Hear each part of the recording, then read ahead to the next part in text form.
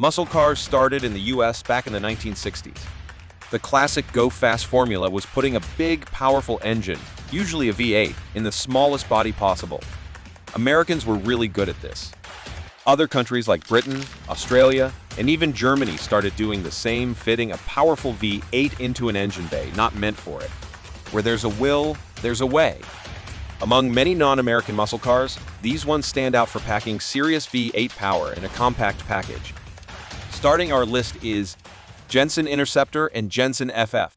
British car manufacturers indeed have their fair share of V8-powered models, and interestingly, many of them harness American V8 engines for some serious power. One standout example is the Jensen Interceptor, a full-size Grand Tourer in production from 1966 to 1976, totaling 6,408 units. The Interceptor was available in three body styles: hatchback, convertible, and coupe.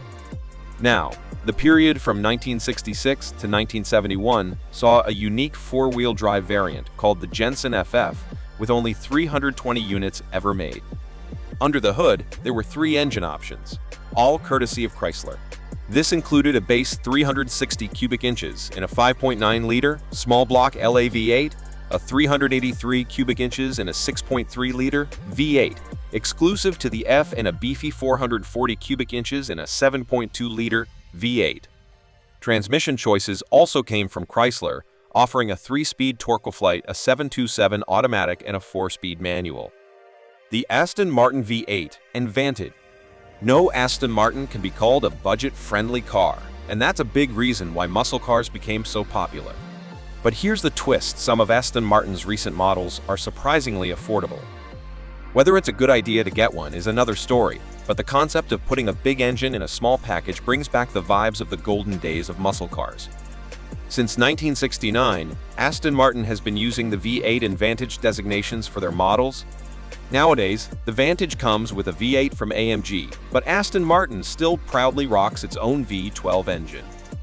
Whether you go for an older model from 1969 to 1992 or a newer one, this British carmaker, famous for being linked with James Bond, has all the makings of a sophisticated muscle car for a gentleman. Toyota and Lexus have quite a few V8 models, but right now, the Lexus RCF seems to take the lead. Yup, you heard that right. Lexus RCF. Sure, there's the Lexus L500, but that's more of a fancy Grand Tourer. The RCF sits just below it and is based on a regular compact executive coupe. They've tweaked some things from the standard model, and one big change hides under the hood.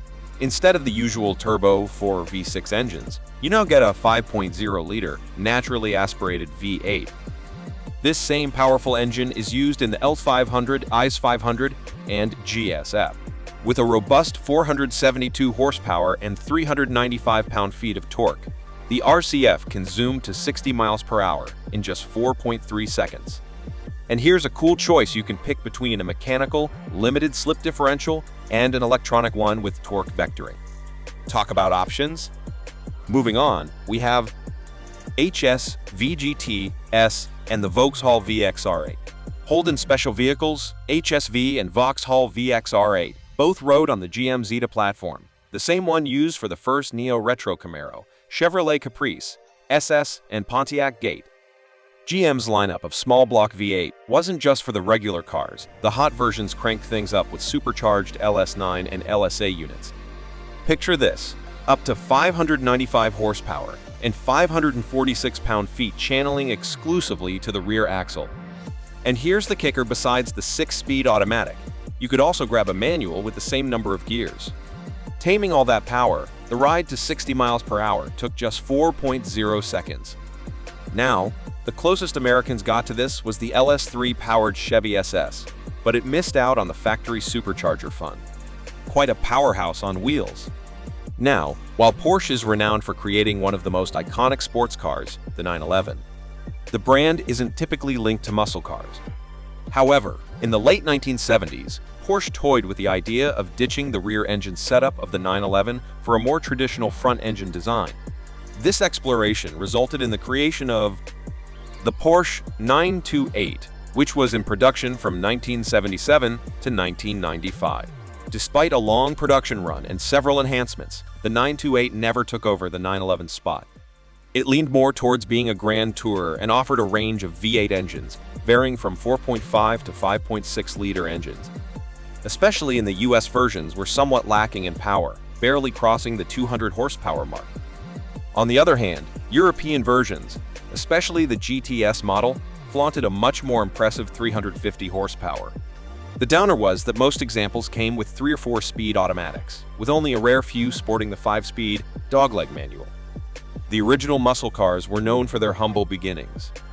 Now, while Jaguar's high-performance models might not be in everyone's budget, during the Ford era of Jaguar, they rolled out some alluring V8-powered GT coupes under the XK designation. One such is the Jaguar XK. This model, spanning from 1996 to 2015 in 2 generations, boasted Ford-derived V8 engines, ranging from 4.0 to 5.0-liter engines. The key decision with the Ford-era Jaguar XK models was whether to go for the naturally aspirated or supercharged engine. Power varied from 275 to a whopping 542 horsepower, depending on the model year and whether you opted for the supercharged version. Now, the 5.0-liter engine might sound like a version of the Mustang's Coyote V8, but it's a Ford Cologne design. For the speed enthusiasts, the range-topping XK-RS could hit 60 miles per hour in just 4.2 seconds. However, it did come with a trade-off sacrificing some of the features that made the regular XK a fantastic grand tourer. Quite a range of choices and performance variations. Nice. Next on BMW M3 E92. BMW has a lineup of thrilling V8-powered models, and among them, the E92 M3 stands out as a real game-changer. This is when BMW decided to get a bit daring, not just in terms of design, but also with powertrains. BMW is well known for its potent inline-6 engines, especially in the M3 model lineage. Although the E30 M3 had an inline-4, it was essentially a shortened inline-6 from the E26 M1.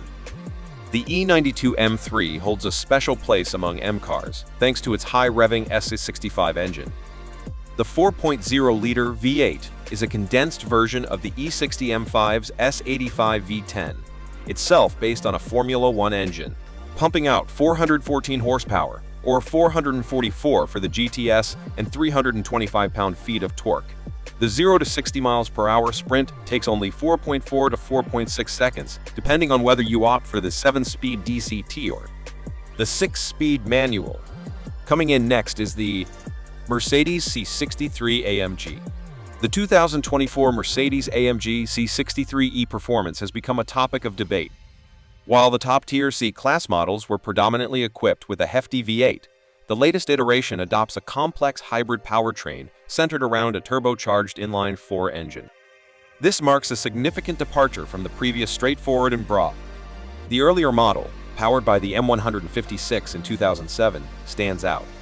The WS/S/C204 series C-Class, depending on the body type, one of the last Mercedes-AMG models featuring a naturally aspirated 6.2-liter V8.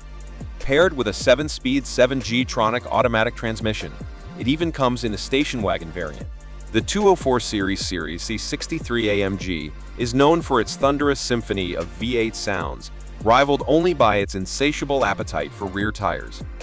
Quite a departure from the traditional and quite a spectacle. Finally, we have Mercedes 500e and E60 AMG Hammer.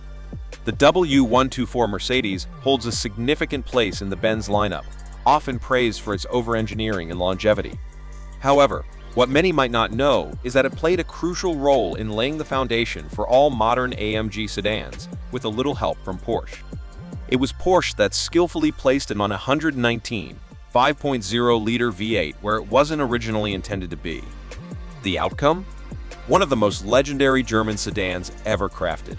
With 322 horsepower and 354 pound-feet under the hood, coupled with a 4-speed automatic driving power to the rear, this combination allowed for a sprint from 0 to 60 miles per hour in approximately 6.0 seconds. But wait, there's more.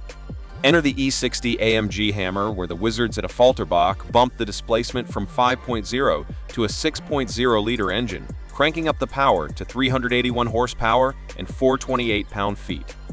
This fierce Merce has now become a sought-after modern classic, and we owe a nod of gratitude to Mercedes for giving us this German muscle car marvel. Now, if you could put a legendary V8 engine in any car, past or present, which would it be? Share your dream combo in the comments below, and let's keep the conversation revving. Don't forget to hit that like button, subscribe for more automotive adventures, and we'll catch you in the next gear-filled episode.